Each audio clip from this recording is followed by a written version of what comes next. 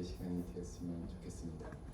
아까 설명 일기를 너무 잘해주셨는데 한 가지 오류를 정정하면 저는 UFO에는 별로 관심이 없어요. UFO는 아니고 외계인에 관심이 많아서 외계인에 대한 논문을 써야 되는가 싶어 못 쓰고 있습니다.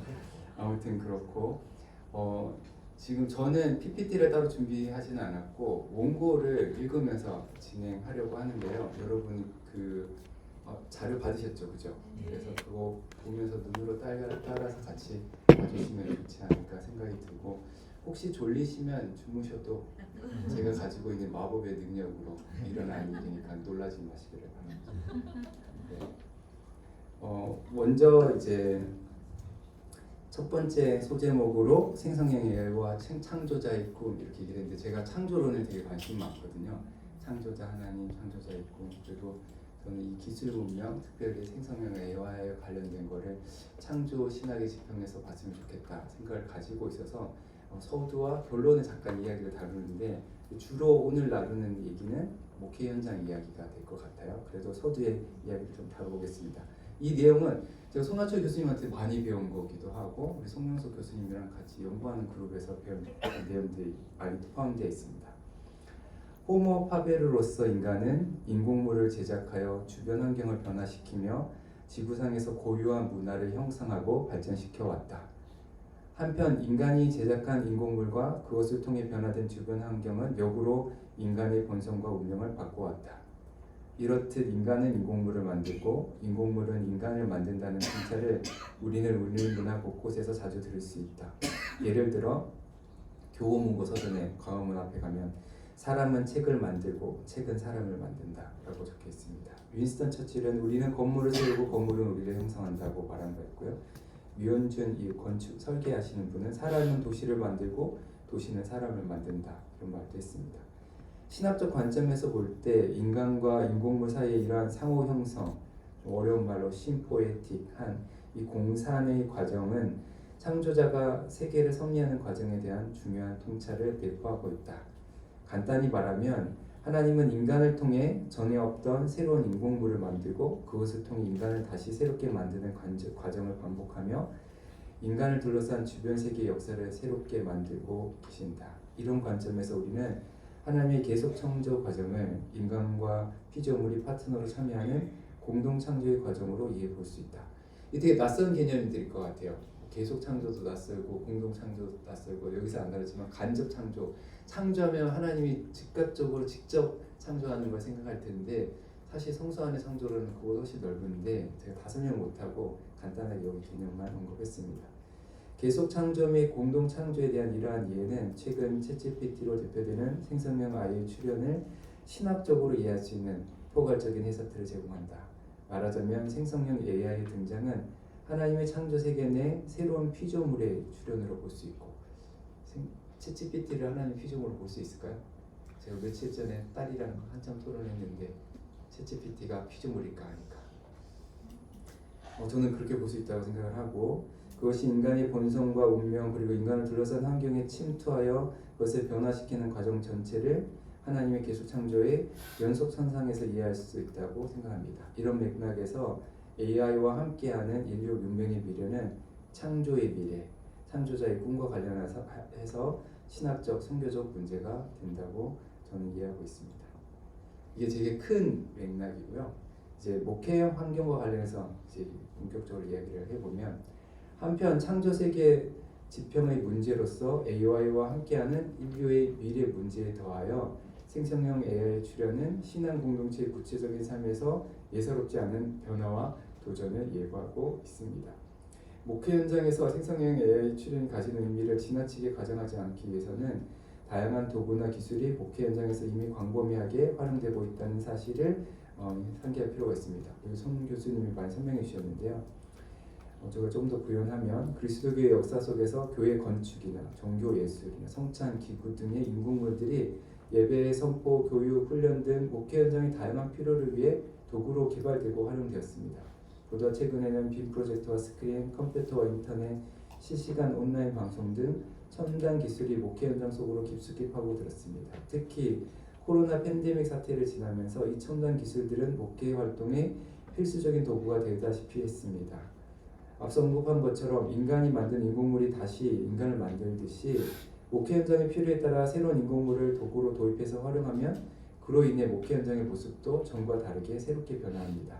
생성형 AI에 대한 비판적 성찰에 앞서 오늘의 목회 현장이 이미 첨단 기술과 불과 분리의 관계 속에 긴밀하게 얽혀 있다는 사실을 기억하는 것이 중요하다고 생각합니다.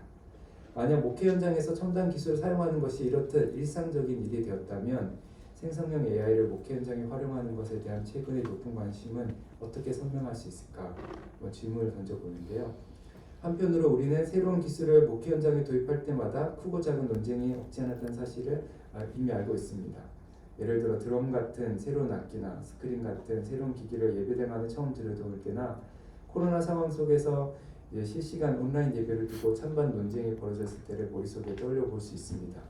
하지만 다른 한편으로 생성형 AI는 기존의 기술이나 인공물과는 구분되는 새로운 차원의 문제를 제기한다는 점에서 최근 높은 관심은 나름 고유한 측면이 있다고도 생각이 듭니다. 대표적인 예로 설교를 포함해서 목회 현장에서 리더십을 발휘하는 목회자나 교사의 고유한 영역이라고 여겨지는 몇몇 분야에서 생성형 AI가 목회자를 모방하거나 대체하거나 혹은 능가할 가능성이 엿보이기 때문입니다. 최근 해외의 한 연구에 따르면 생성형 AI 개발로 사라지게 될 다양한 직업군 중에 성직자는 46위로 상당히 높은 순위에 있습니다. 또 다른 데서는 좀 다르게 보는 데도 있는데요. 이것은 성직 활동이 적지 않은 부분이 생성형 AI에 대체될 수 있다는 것을 시사한다고 저는 해석합니다. 또한 생성형 AI와 다른 첨단 기술의 결합을 통해 조만간 AI 성직자의 출현을 예견하거나 오히려 환영한 사람들도 있습니다. 예를 들어서 텍스트, 음성, 표정, 이미지, 영상 등을 생성하는 능력을 갖춘 AI 기술이 가상인간, 디지털 트윈, 홀로그램, 딥페이크, 연성 로봇, 감성 로봇 등의 기술과 결합한다면 제가 생각할 때는 인간의 인격적 현존에 버금가는 효과를 기대할 수도 있기 때문입니다. 그래서 이제 제가 목회 현장에서 이 질문이 중요하다고 생각하는데요. 신학적 관점에서 볼 때 목회 현장에서 생성형 AI를 활용하는 문제와 관련해서 가장 핵심적인 질문은 생성형 AI가 목회 현장에 어떠한 필요를 충족시켜주며 어떠한 가치를 구현할 수 있도록 도움을 주는가 하는 것입니다. 여기서 제가 강조하고 싶은 것은 효율성과 편리성, 경제성 등 생성형 AI를 활용하는 통상적인 이유가 목회 현장에서 그대로 적용되면 곤란하다는 것입니다. 목회 현장에서 새로운 기술을 도입할 때 가장 우선적인 고려사항은 목회적, 선교적, 신학적 가치여야 합니다. 낯선 기술이 중장기적으로 목회 현장의 생태계에 어떤 변화를 불러올지 미리 신중하게 고려하지 않고서 당장 편리함이나 효율성, 경제성을 위해 그런 기술을 성급하게 도입하는 것은 결국 목회 지도자들이 예상하지 못한 부작용을 낳게 될 것입니다. 앞서도 강조했듯이 인간이 만든 인공물은 언제나 인간을 다시 만들기 때문입니다. 이건 손아섭 교수님이 얘기하신 거랑 똑같은 이야기입니다. 그렇다면 최근 목회 지도자들이 생성형 AI에 관심을 두는 이유에 대해서 한번 돌아볼 필요가 있습니다. 혹시 목회 현장의 효율적 운영과 관리를 위해서만 생성형 AI를 활용하려고 생각하고 있지는 않을까요? 목회 현장에 생성형 AI를 도입하게 된다면 목회자의 소명과 역량, 신앙 공동체의 경험과 기대, 신앙생활의 구체적인 모습 등은 어떻게 변화할 것인가? 종교교육 시대 인쇄술의 도입과 마찬가지로 생성형 AI 도입 역시 성직자와 교회와 성도의 삶의 모습을 근본적으로 바꿔놓지는 않을까요? 만약 그런 일이 벌어진다면 그 변화는 궁극적으로 믿음, 소망, 사랑이라는 신학적 가치 구현 혹은 하나님 나라라는 선교적 목적 성취에 도움이 될까 아니면 방해가 될까? 이런 질문들이 생성형 AI 시대 목회 지도자의 근본 물음이 되어야 할 거라고 저는 생각합니다. 자, 이런 문제의식을 바탕으로 주로 목회 현장에 초점을 맞춰서 목회자의 관점에서 생성형 AI를 활용할 때 긍정적 기능과 부정적 기능을 한번 살펴보고 거기서 몇 가지 교훈을 여러분과 함께 이야기 보려고 합니다. 지난 18개월 전이라고 얘기하셨는데요. 그러니까 챗GPT가 처음 세상의 모습을 드러낸 이후 산업 분야는 물론이고 예술, 연구, 교육, 행정 등 다양한 분야에서 이 생성형 AI 기술이 아주 적극적으로 도입되고 있습니다. 목회 현장도 예외는 아닙니다. 하지만 아직 목회 현장에 생성형 AI 도입이 본격화되었다고 말하기는 어렵다고 저는 판단하고 있습니다. 그런 점에서 목회 현장에서 생성형 AI를 생각할 때 우리는 지금까지의 활용 사례를 참고하되 앞으로 새롭게 전개될 미래 상황을 염두에 둘 필요가 있다고 보고 저는 미래의 상상력을 많이 덧붙여서 이야기를 진행할 예정입니다. 그래서 그리고 이런 미래 전망을 위해서는 생성형 AI의 특징과 장단점을 파악하는 게 중요할 것 같아서 간단히 제가 정리해 봤는데요. 목회 현장의 특수한 상황을 고려할 때 일반적인 거 말고 목회 현장 생각할 때 생성형 AI가 가진 여러 가지 특징 중에 특별히 다음 두 가지 장점에 제가 주목하게 되는데 이건 제가 이제 챗GPT한테 물어봤고 얻은 대답 중에 제가 뽑은 거예요. 몇 개 우리 해당되는 건 뽑아서 약간 수정한 건데요. 첫 번째는 창의성 향상. 생성형 AI는 예술에서 음악, 문학에 이르기까지 참신하고 창의적인 결과물을 생성할 수 있으며 이는 인간 창작자에게 영감을 주고 창의적인 과정을 강화할 수 있다. 두 번째는 개인화 및 맞춤화. 생성형 모델은 개인 취향에 맞는 콘텐츠를 생성하여 전자상거래, 엔터테인먼트 및 광고 분야에서 개인화된 추천을 제공할 수 있다. 저는 이 두 가지를 목회 현장에 적용할 수 있다고 생각하는데 먼저 예배, 설교, 성례, 기도, 찬양, 교육, 상담, 친교 등의 활동을 아우르는 목회 현장은 한마디로 말하면 종합 예술의 시공간인데 교회 절기 등 구체적인 상황과 참여하는 구성원의 다양성에 맞춰 새로운 텍스트, 새로운 음성, 새로운 이미지, 새로운 영상 등 창의적인 결과물이 실시간으로 요청되는 경우가 허다하기 때문입니다. 예배 기획안, 설교문, 기도문, 찬양곡, 상담 문구 등 생성형 AI가 산출하는 참신한 결과물은 그 자체로 목회 현장에서 활용될 수도 있고 또는 목회 지도자들에게 영감을 주는 소재로 활용될 수도 있을 것입니다. 창의적 결과물 산출에 더해서 생성형 AI 특징에서 또 주목할 만한 다른 특징은 생성되는 결과물의 개인화, 맞춤화가 가능하다는 것입니다. 이미 인터넷상의 많은 추천, 검색 사이트가 이러한 특징을 적극 활용하고 있는데요. 개인화 맞춤화가 가능한 생성형 AI는 대다수 공동체가 그리스도교라는 고유한 종교 전통뿐 아니라 특정한 교단 전통, 특수한 지역교회 전통을 가진 목회 현장에서 매우 유용하게 사용될 수 있지 않을까 그러니까 미래를 생각하면서 제가 기대하고 있습니다. 나아가 특정인의 음성으로 성경 전체를 읽어주는 어플이나 개인 맞춤형 설교문을 제작하는 생성형 AI 어플과 같이 개별 목회 지도자의 성향, 개성 그리고 개별 신자의 성향, 개성에 맞춘 창의적 결과물 생성 기술도 앞으로는 가능해질 거라고 저는 생각하고 있습니다. 나아가 목회 현장에서 생성형 AI 활용이 장기적으로 지속되면 특정 전통이나 특정 개인의 특성이나 개성에 관한 데이터가 축적되면서 각 전통 혹은 개인에 더욱 구체적으로 맞춰진 AI가 발전하게 될 수도 있을 것 같습니다. 단점으로는 중장기적으로 이제 목회 현장에 영향을 미칠 수 있는 몇 가지 단점들이 있는데요. 이것도 챗GPT한테 물어서 정리한 건데 첫째는 편향 증폭입니다. 생성 모델은 훈련 데이터에 존재하는 편향을 실수로 증폭하여 성별, 인종 또는 기타 민감한 속성 측면에서 편향된 출력이 생성될 수 있다. 둘째, 법적 문제. 생성된 콘텐츠를 둘러싼 적법성은 많은 관할권에서 여전히 모호하여 AI 시스템에서 생성된 콘텐츠에 대한 저작권, 지적 재산권 및 책임과 관련된 문제로 이어질 수 있다. 윤리적 우려. 생성형 AI를 사용하면 잘못된 정보 확산, 딥페이크 생성, 공격적인 자료 생성을 위한 합성 콘텐츠의 오염 가능성에 대한 윤리적 우려가 제기될 수 있다. 품질 관리. 생성된 출력은 일관성과 품질 관리가 부족해서 바람직하지 않거나 무의미한 결과를 초래할 수도 있다. 이런 얘기가 있는데요. 이것도 이제 목회 현장에서 다양한 중요한 함의가 있다고 생각이 돼요. 첫째는 생성형 AI를 가능하게 하는 원동력은 AI 학습에 사용되는 빅데이터의 확보 및 가공에 있는데요. 문제는 훈련 데이터의 양을 아무리 늘리고 강화한다 하더라도 데이터 자체 안에 내재한 편향 혹은 편견의 문제를 근본적으로 극복하기 어렵다는 데 있습니다.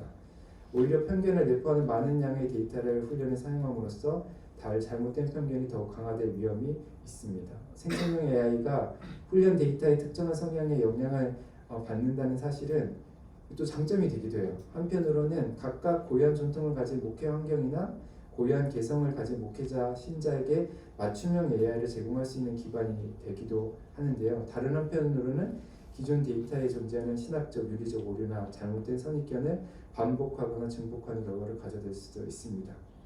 또는 이제 훈련 데이터의 출처가 대부분 과거 자료다 보니까 목회 현장이 변화한 시대의 흐름에 발맞추어 역동적으로 변하며 살아있는 전통이 돼야 되는데 오히려 과거의 편견과 관행을 답습하는 죽은 전통에 머물도록 발목을 잡을 우려가 있을 수도 있을 것 같습니다. 두 번째는 이제 빅데이터의 출처 그리고 적법한 사용권과 관련한 문제 역시 목회 현장에서도 부각할 수 있는데요. 생성형 AI를 활용한 설교문을 작성했을 때 그 설교문은 기존의 AI가 학습한 수많은 설교문을 바탕으로 작성된 것이기 때문에 사실 설교 표절의 문제, 저작권, 도용의 문제가 제기될 수 있습니다. 물론 한두 명의 설교자의 설교문을 그대로 가져다 쓰는 기존의 설교 표절과는 달리 표절의 흔적이 명확하게 확인되지 않는 경우가 대부분이겠지만 생성형 AI를 통한 설교문은 기본적으로 AI가 학습한 설교 데이터의 범위를 벗어나지 못한다는 점에서 표절 의혹이 언제나 제기될 수 있습니다. 이와 더불어서 AI가 기존 설교 데이터를 학습할 때 저작권과 관련한 법적 문제를 적절하게 해결했는지 누군가 질문을 제기한다면 문제는 복잡해질 수 있습니다. 특히 저작권법이 적용되지 않는 과거 설교문과는 달리 최근의 설교문들이나 최근에 번역된 설교문들이 적법한 절차 없이 훈련 데이터에 포함되었다면 그렇게 훈련된 생성형 AI를 활용하는 것 역시 법적으로 문제가 될 수 있을 것 같습니다. 이 문제는 설교문 외에도 음성, 이미지, 영상 등 목회 현장에서 활용되는 다양한 AI 생성물에도 똑같이 적용됩니다. 아까 손아실 교수님 예시된 거랑 생각하시면 좋을 것 같습니다. 생성형 AI를 활용한 사람이 언제나 선의를 갖고 있다고 기대하는 것도 매우 순진합니다. 목회 현장에서도 마찬가지입니다. 어떤 사이비 이단 집단이 자신들의 그러한 잘못된 사상이 포함된 데이터를 AI 훈련 프로그램에 집어넣어 개발한 생성형 AI를 충분히 이제는 생각해 볼 수 있습니다. 혹은 딥페이크 기술을 활용해 영향력 있는 목회 지도자의 얼굴이나 음성을 도용한 다음 잘못된 정보나 그릇된 사상을 전파하는 경우도 생각해 볼 수 있습니다. 목회 현장에서 많은 사람의 신뢰를 받는 생성형 AI가 해킹당하는 일도 발생할 수 있습니다. 또 네 번째는 AI가 산출하는 결과물은 언제나 환각의 위험에 노출되어 있습니다. 많이 들으셨겠지만 이것은 챗GPT가 처음 등장했을 때부터 제기된 문제입니다. 생성형 AI의 작동 원리를 볼 때 환각의 문제를 근본적으로 해결할 방법은 없습니다. 목회 현장에서도 환각의 문제는 생성형 AI가 산출한 결과물의 품질을 떨어뜨리는 결정적인 원인을 제공합니다. 인간 목회자에게도 비슷한 문제가 발생할 수 있고 그런 점에서 인간 목회자에 대한 맹목적인 믿음이 건강하지 않은 것처럼 생성형 AI가 산출하는 결과물에 대한 맹목적인 믿음도 건강하지 않습니다. 목회 현장에서 생성형 AI가 산출하는 결과물에 대해서 2차, 3차의 비판적 검증의 과정을 반드시 거칠 필요가 있습니다. 이와 별개로 생성형 AI에 대한 맹목적인 믿음은 그 자체로 종교적 우상 숭배로 발전할 위험도 있습니다. 생성형 AI의 근본적인 한계에 대한 인식은 목회 지도자가 생성형 AI를 활용할 때 자신의 고유한 사명, 책임에 대한 이해를 환기시키는 데 도움이 됩니다. 제가 너무 읽으니까 재미없죠? 네, 말씀하세요. 읽어주시는 걸 보면서 만약에 잠깐 든 생각인데 혹시 교수님 이거 챗GPT로 작성하신 거 아닌데요? 너무 챗GPT 워트로 나왔어요? 그냥 이게 우스갯소나 이렇게 말씀을 드려보잖아요. 네. 챗GPT로 한 거는 아까 두 가지 챗GPT 생성형 AI의 장점, 단점 여러 가지가 있는데 그중에 제가 생각할 때 목회 현장과 관련된다고 생각되는 것들을 뽑아갖고 제가 번역문에 약간의 수정한 거고 나머지는 제가 한 겁니다. 챗GPT 요즘은 이런 거 다 이제 밝혀야 되는 거죠. 이런 시대가 됐습니다. 이제 좀 본격적으로 숨기는 이제 역기능을 얘기할 텐데 여러분들이 목회 현장에서 사용할 수 있는 다양한 사례들 이걸 실제로 더 잘 해주시는 분이 있는데 저는 약간 신학적 관점에서 또 미래의 가능성을 포함해갖고 제 상상력을 발휘해서 이제 이야기를 해보려고 합니다. 재밌게 들으셨으면 좋겠는데 일단은 이제 무조건 반대하는 건 아니다라고 생성형 AI를 쓰는 거 좋은 점도 많이 있다. 그래서 순간의 순기능을 몇 가지 먼저 얘기를 하고 싶은데요.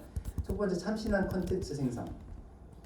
목회 현장에서 생성형 AI 활용이 가장 주목받는 분야는 예배, 교육, 개인 경건 훈련, 소그룹 훈련 등 참신한 컨텐츠 생성이 지속적으로 요청되는 분야들이다.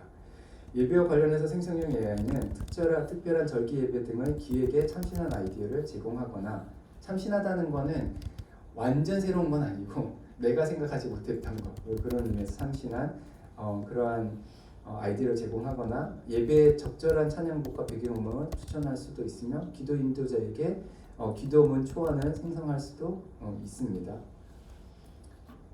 그 지난해 독일에서 예배 드린 적 있죠. 챗GPT가 설교를 했다는 거. 챗GPT 설교만 한 게 아니에요. 그 스위스의 학자가 챗GPT랑 같이 해서 예배 전체를 기획을 했어요. 그러니까 예배 기획하고 찬양곡도 선정하고 기도문도 다 챗GPT랑 같이 만들 거니까, 챗GPT는 설교문만 작성하는 게 아니라 예배 전체 기획에 도움이 될 수 있다고 얘기를 하는 거예요. 작은 규모의 교회에서 예배 인도자가 한 명뿐일 경우에 예배 도우미가 필요할 수도 있잖아요. 근데 생성형 AI가 찬양 음악, 기도문 낭송 등 음성이나 영상 형태의 콘텐츠까지 제공할 수도 있을 것 같습니다. 교육 분야에서 생성형 AI는 교육 내용을 적절히 전달하는 새로운 이미지, 음악, 영상 제작을 도와줄 수도 있습니다. 생성형 AI를 적절히 활용한 개인 맞춤형 어플은 매일 일정한 시간 적절한 묵상거리를 제공하거나 경건 훈련을 위한 참신한 도전 과제를 제시함으로써, 그리고 개인 경건 시간을 추적 기록함으로써 개인 경건 훈련을 독려할 수 있습니다. 챗GPT 처음 나왔을 때 유대계 어떤 대학생이 어플을 하나 만들었어요. 아침에 도전 과제를 주는 거예요. 아침에 묵상 과제를 주고 아침에 이제 종교적으로 실천해야 될 과제 하루 중에 이런 과제를 주면서 종교적 실천을 동기부여하는 어플을 만든 적이 있습니다. 소그룹 인도자들도 생성형 AI를 통해 소그룹 모임에 필요한 묵상글, 기도문, 나눈 질문 작성뿐 아니라 창의적 소그룹 활동을 위한 아이디어 구상에 도움을 얻을 수도 있을 것입니다. 물론 생성형 AI가 산출한 모든 참신한 아이디어는 목회 지도자의 최종 확인과 결정을 거친 다음 활용하는 게 안전하고 바람직하다고 일단 이제 가이드라인을 이렇게 한번 잡아봤습니다. 설교문 작성 조력. 목회 현장의 지도자들이 생성형 AI 활용에 가장 관심을 두는 가장 큰 이유는 설교문 작성 때문일 것입니다. 챗GPT 등장 이후 실제로 국내외의 많은 목회자가 생성형 AI를 활용해 설교문 작성하는 경우가 있습니다. 우리나라만 그래요. 미국은 달라요. 미국은 설교문 작성보다 행정적인 부분에 챗GPT를 더 많이 썼어요. 우리나라 목회 지도자들이 아마 설교 로드가 많아서 더 그렇지 않을까 생각을 하고 있습니다. 생성형 AI 활용이 가져올 수 있는 여러 부작용에 대한 우려에도 불구하고 설교 횟수 과다나 설교 준비 시간 부족 등 현장 목회자들이 설교문 작성과 관련해 토로하는 현실적인 어려움을 고려할 때 적절한 지침을 준수하는 한에서, 그게 뭔지는 잘 모르겠습니다. 어쨌든 적절한 지침을 준수하는 한에서 생성형 AI를 활용한 설교문 작성은 목회 현장 지도자들의 고충을 덜어줄 뿐 아니라 실제 설교 내용의 질을 향상하는 데 도움을 줄 수 있습니다. 지금까지 사실 몇몇 소수의 설교자들은 조력자의 도움을 받아서 설교를 만들었거든요. 이제부터는 생성형 AI를 적절하게 활용하는 법을 아는 설교자라면 설교문 작성을 돕는 훌륭한 조수를 곁에 두는 것과 비슷한 효과를, 대학원생 조교를 두는 것과 비슷한 효과를 누리게 될 것입니다. 생성형 AI가 교회 절기, 성경 본문, 설교 주제, 청중의 구성 등을 고려하여 설교문의 기호나 초안을 작성하면 설교자는 그 기호나 초안을 참고하면서 자신의 고유한 생각과 문체와 말투가 담긴 자신만의 고유한 설교문 작성을 완성할 수 있을 것입니다. 이때 설교문 AI가 산출한 결과물은 설교자가 미처 생각하지 못했던 주제나 예화를 떠올리게 하는 등 설교문의 착상을 돕거나 설교자에게 영감을 줄 수 있습니다. 한편에 설교문을 작성할 때뿐만 아니라 연속 설교를 기획할 때도 생성형 AI가 주제와 선포 추천을 통해 비슷한 도움을 줄 수도 있을 것 같습니다. 또 하나 중요한 분야가 상담인데요. 목회 현장에서 생성형 AI가 가장 탁월하게 기능할 수 있는 또 하나의 분야는 상담, 즉 실시간 의사소통이 필요한 영역입니다. 이건 챗GPT 4.5가 이제 그 포문을 연다고 생각이 드는데, 국내에서는 초원이라는 단체가 회사가 있죠. 초원이 생성형 AI 기술을 이용해 그리스도인 청년들의 말 못할 고민에 성경 말씀을 토대로 답변을 주는 서비스를 제공하면서 이 분야의 가장 두각을 나타내고 있습니다. 이와 비슷하게 전 세계 많은 종교인이 생성형 AI의 이러한 잠재력에 주목하고 다양한 서비스 어플을 개발하기 시작했습니다. 제라시 교수님도 얘기를 했는데 부처님과 대화하는 챗봇이 있고 예수님과 대화하고 뭐 이렇게 이슬람의 아주 위대한 철학자와 대화하는 그런 이제 챗봇들이 많이 만들어지고 있습니다. 지금까지는 대면이든 통화든 메시지든 신뢰하는 종교 지도자 소통하는 대인 상담이 통상적인 상담 방식이었다면 그러한 대인 상담이 심리적으로 불편하거나 물리적으로 불가능한 상황에서 생성형 AI 기반 상담 서비스를 이용하는 사람들이 점점 늘어갈 것으로 저는 예상하고 있습니다. 바람직한지는 잘 모르겠습니다.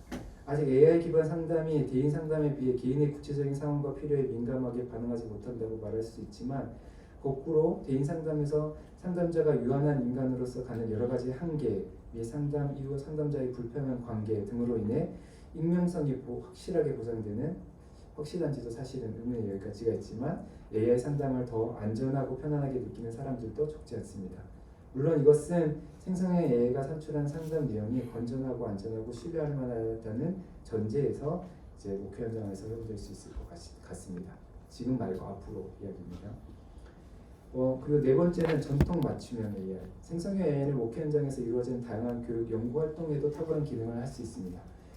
대표적인 예로 교리문답을 저는 생각을 하는데요. 사실 교리문답 교육은 단순하지만 또 단순하지 않은 것 같아요. 세리를 받기 위한 가장 기본적인 교육에 해당하지만 통상적으로 그리스도교 신앙의 핵심 교리와 더불어서 이제 각 종교, 종파, 교단, 교회의 독특한 역사, 전통을 고려해야 하는 난해한 교육 과정입니다. 이와 관련해서 신구약 성서 및 그리스도교의 고전적인 문헌들에 더해서 특정 전통 혹은 교단이 공식적으로 인정하는 문헌들을 빅데이터에 포함한 다음 그 문헌들을 중심으로 훈련한 전통 맞춤형 AI를 만드는 방안을 한번 생각해 볼 수 있는데요.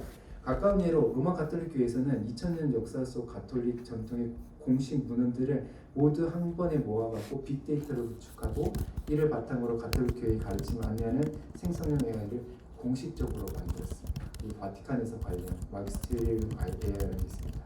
바티칸에서 직접 관리하는 이 생성형 AI는 가톨릭 전통을 연구하는 학자들은 물론이고 가톨릭 신앙에 대한 궁금증을 가진 모든 사람에게 신뢰할 만한 정보의 출처가 될 것으로 기대가 됩니다. 이와 비슷하게 각기 고유한 역사와 전통을 가진 교단이 전문가 집단 선정해서 교단에서 인정받거나 허용되는 다양한 문화를 두루 조사하여 파악한 다음 AI 전문가 협업하여 교단 맞춤형 AI를 만들 수도 있을 것 같습니다. 마지막으로는 이제 교육 선교 확장인데요. 이 밖에도 생성형 AI 통번역 기능은 언어의 장벽을 가로질러 교육과 선교의 장을 확장하는 데 유용하게 활용될 수 있을 것 같습니다.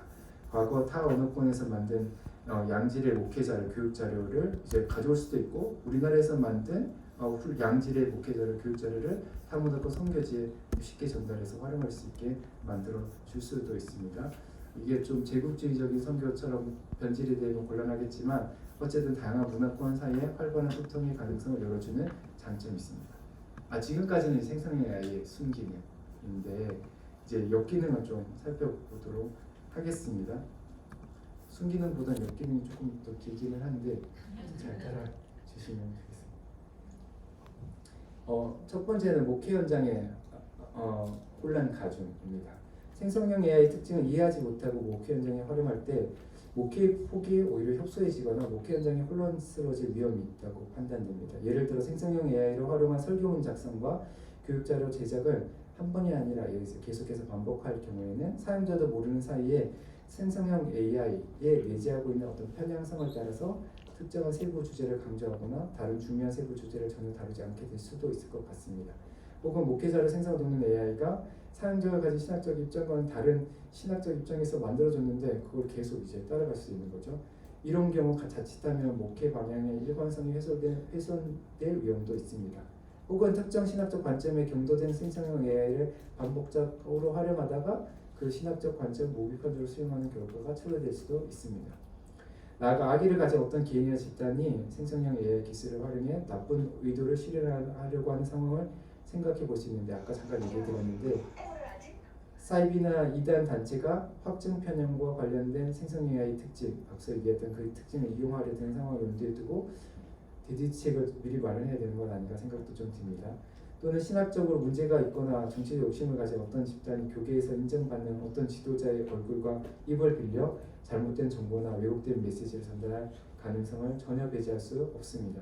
혹은 현재 영향력 있는 교회 목회 현장 지도자나 이미 고인이 된 교육계 지도자의 명예를 실추시키는 이미지나 영상을 제작하거나 유포시키는 경우도 있습니다. 유명해지지 않으면 괜찮습니다. 별로 이런 위험은 없지만 유명해지면은 명예를 훼손 당할 위험이 있다는 거죠. 두 번째는 이건 제라시 교수님 얘기한 거랑 비슷한 부분이 있는데요. 목회 현장에서 생성형 AI의 지속적인 활용은 생성형 AI에 대한 의존성 강화 및 목회 현장 지도자의 고유한 역량의 약화로 이어질 위험이 있습니다. 나아가 이것은 목회 현장 지도자에 대한 신뢰 저하를 넘어서 그리스도교 신앙 자체의 왜곡을 낳을 수 있다고 생각이 듭니다. 다소 과장된 전망이긴 하지만 목회 현장에서 생성형 AI의 활용도가 증가함에 따라서 장기적으로는 그리스도인이 하나님보다도 AI를 더 신뢰하게 되는 상황이 연출될 수도 있을 것 같습니다. 하나님보다 AI를.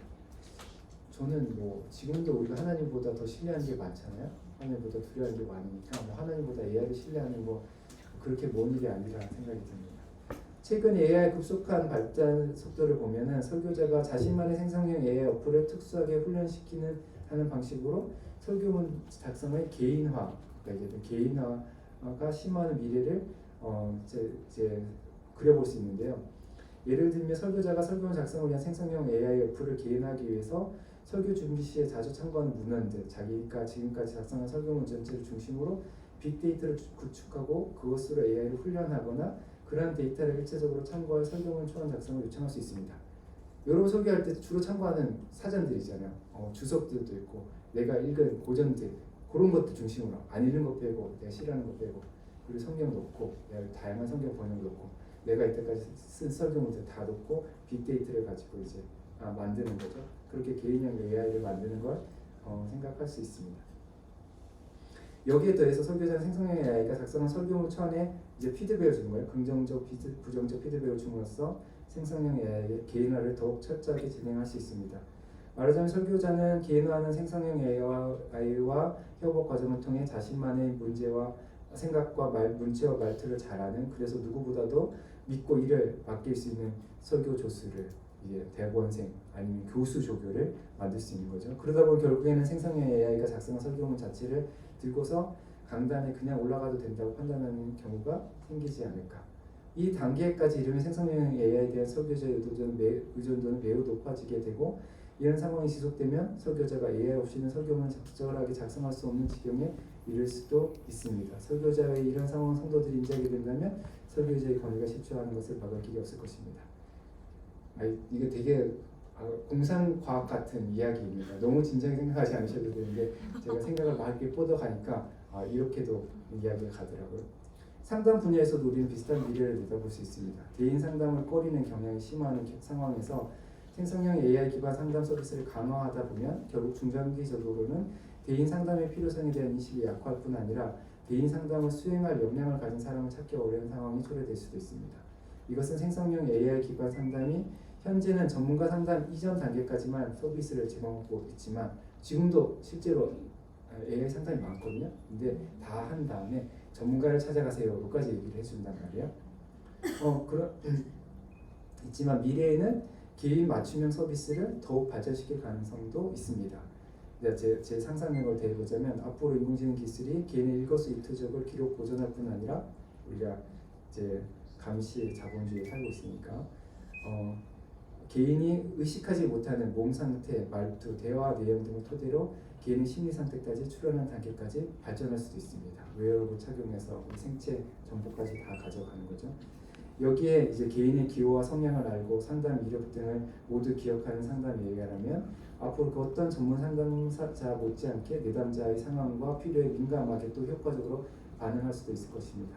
그런 단계에 이르면 이제 그녀허라는 영화를 비롯해 AI를 소재로 하는 많은 공상과학 영화에서 보듯이 사람이 자신과 친밀하게 소통하는 AI의 감정적인 애착과 신뢰를 느끼는 것이 일반화될 것입니다. 물론 상담 AI의 안전성에 대해서는 전문가의 엄정한 평가가 필요하고 그렇기에 자칫하면 상담 AI와 지나치게 친밀한 소통이 불상사로 이어질 수도 있지만 지금 여기서 제가 주목하고 싶은 건 목회 현장에서도 성도들이 목회 현장의 지도자들보다 생성형 AI를 더욱 신뢰하는 상황이 발생할 가능성이 있다는 것입니다.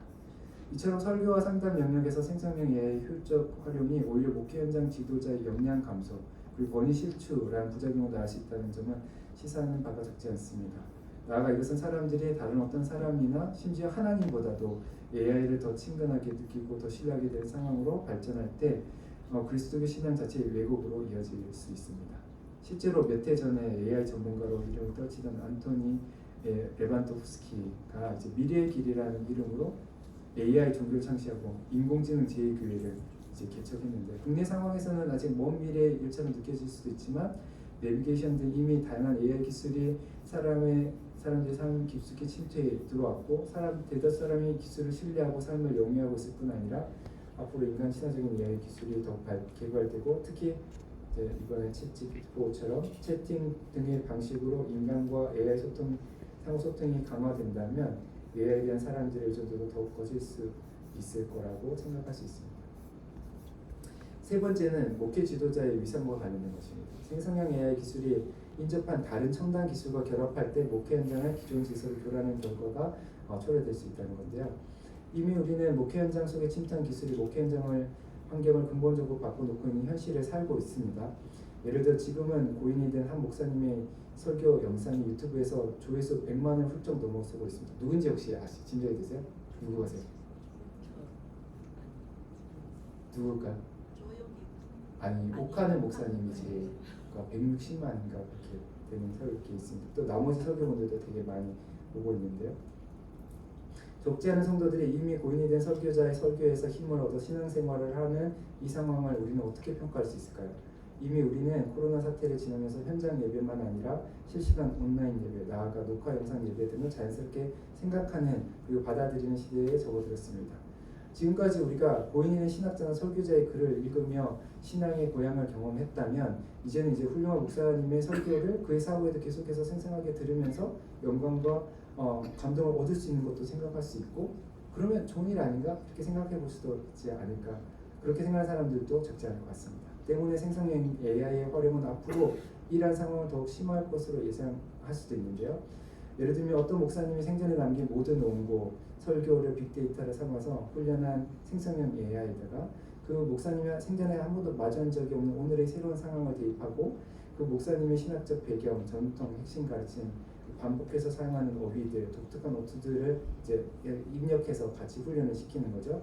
그리고는 새로운 설교문을 작성을 목사님 스타일로 만들어 달라고 얘기할 수도 있습니다. 나아가서 그 목사님이 설교문을 가지고 강단에 선 설교 영상을 만들어 달라고도 말할 수 있고, 딥페이크나 홀로그램 기술을 활용해서 설교 영상을 재생할 수도 있는 거죠. 상상력을 조금 더 확장하면은 이러한 기술로 히포의 아우구스티누스나 토마스 아퀴나스나 마틴 루터나 칼빈과 같은 위대한 신학자들, 아니면 여러분들이 좋아하시는 바울이나 아니면 예수님 포함해서 성서의 인물들을 다시 불러와서 여기서 우리가 만나서 이야기할 수 있도록 만들 수도 있지 않을까 싶습니다. 여기서 주목할 점은 생전에 영향력이 있던 목회 지도자들이 사후에도 목회 활동을 계속하는 상황이 기존 목회 환경의 심대한 변화를 불러온다는 사실입니다. 과연 그러한 변화는 바람직한 것일까요? 이러한 상황이 생성형 AI의 등장과 함께 처음 출현한 것은 아닙니다. 다만 방송 설교, 인터넷 설교 등을 통해 이미 시작된 목회 환경의 변화가 생성형 AI 등장으로 더욱 과속하고, 더불어 그와 그에 동반한 문제가 더욱 심화할 것으로 예상됩니다. 설교를 예를 들면 성도들이 소수의 설교자에게 집중하는 경향이 지금도 있는데 더욱 강화할 것입니다. 급기야는 설교자를 돕는 생성형 AI를 설교자보다도 더 신뢰하고 성도들이 직접 그 생성형 AI를 활용하는 흐름도 생겨날 수 있습니다. 과거에는 소수의 설교자에 집중하는 경향이 대형교회를 만들었다면, 이제는 현장 예배에 참석하지 않고서도 성도들이 자신이 원하는 설교를 언제 어디서든 마음껏 보고 들을 수 있는 시대가 되었습니다. 챗GPT-4로 여러분들 한번 등록하신 다음에 여러분 좋아하는 목사님 스타일로 본문을 주고 한번 설교해 달라고 그러면 잘 해줄 수도 있을 것 같습니다. 그러니까 성도들이, 목사가 아니라 성도들이 그렇게 설교를 듣는 시대에도 가능하죠. 생성형 AI를 통한 설교문 작성은 소위 목회자뿐 아니라 일반 성도도 가능하다는 점을 목회 지도자들은 기억해야 합니다. 언뜻 보기에는 생성형 AI의 활용이 목회 현장 지도자의 고충을 덜어주는 훌륭한 도구인 것처럼 보이지만, 생성형 AI가 설교자 일을 더 효과적으로 도와줄수록 결국 목회 현장에서 설교자의 고유한 위상이 위협받는 상황이 초래될 수도 있습니다. 그 다음에는 한번 또 보겠습니다. 이미 목회 현장 속으로 깊숙이 파고든 과거의 기술들과 마찬가지로 생성형 AI는 목회 현장에 심대한 변화를 가져올 것으로 예상이 됩니다. 특히 과거의 기술과 달리 목회 현장 지도자들의 전문적인 영역을 보조하거나 대체하는 기능을 감당하는 생성형 AI는 장기적으로는 목회 지도자의 위상과 권위와 역할에 큰 변화를 가져올 수도 있는데요. 개인적으로 저는 이제 생성형 AI 발전을 바라볼 때 종교개혁의 기술적 토대를 제공했던 인쇄술의 발명을 종종 떠올리게 됩니다. 당시 인쇄된 성경의 광범위한 보급이 없었다면 종교개혁자 루터가 이제 만인 사제서를 주장할 수 있었을까 이런 의문이 있고요. 말하자면 인쇄술의 발달로 사제뿐 아니라 일반인들도 성서를 직접 읽고 그것을 통해 사제의 중재 없이도 신과 직접 소통할 수 있는 가능성이 열리게 된 것입니다. 기술의 발전이 전제되지 않았다면 로마 가톨릭 교회의 사제 중심주의를 넘어서는 종교개혁은 불가능했을 것입니다. 하지만 역사는 반복되고 종교개혁의 전통 속에 있는 많은 교회는 중세교회 성직주의로 돌아갔습니다. 흥미롭게도 최근의 첨단 기술, 특히 생성형 AI 기술은 한편으로는 목회 현장 지도자의 전문적인 일에 큰 도움을 줄 수 있는데 바로 그 이후로 다른 한편으로는 일반 성도들이 목회 현장 지도자의 중재 없이도 그들을 통하지 않고서도 스스로 그러한 기술을 활용해서 신과 직접 소통할 수 있는 토대를 제공하기도 합니다. 요컨대 생성형 AI 시대 목회 현장 지도자들은 당장 눈앞에 보이는 효율성과 편리성에 눈이 멀어 새로운 기술이 목회 현장을 목회 환경을 전반적으로 바꿔놓을 수 있다는 사실을 간과하지 말아야 합니다. 목회 현장에 새로운 기술을 성급하게 도입했을 때 발생한 다양한 부작용을 타산지석으로 삼아서 생성형 AI의 무분별한 도입이 목회 현장에 초래할 여러 가지 역기능을 미연에 방지할 필요가 있습니다. 이 같은 조치가 목회 현장의 생성형 AI 같은 첨단 기술 도입에 대한 무조건 반대로 이어질 필요는 없습니다. 이미 살펴보았듯이 종합예술을 주라는 목회 활동에 있어 생성형 AI는 참신한 컨텐츠 생성 등에서 순기능이 없다고 말할 수 없기 때문입니다. 이제 마지막 문장인데요. 그리스도교 신앙은 처음부터 창조자에 대한 신앙을 고백했습니다. 이제 창조자의 꿈 이야기 간단하게 여쭤봤는데요. 따라서 목회 현장 지도자들의 비전은 지금 이제 목회 현장 얘기가 계속했는데 지금 눈앞에 보이는 목회 현장을 넘어서서 창조 세계 전체를 아우르는 것이어야 합니다. 이런 맥락에서 생성형 AI는 첨단 기술이 신의 계속 창조, 하나님의 계속 창조 과정에서 어떤 위상과 의미를 갖는지 신학적 질문을 던질 수 있어야 되고 나아가 창조 세계 전체를 향한 하나님의 뜻, 하나님의 큰 꿈의 관점에서 이게 하나님의 꿈을 이루는 거라면 과학기술자들을 계속 격려하고 또는 자극하거나 도전하고 아니면 방향을 제시하고 정책 결정자들과 적극적 대화를 통해서 기술의 발전 방향에 관해서 이제 목소리를 높일 필요가 있다고 생각을 합니다. 경청해 주셔서 감사합니다.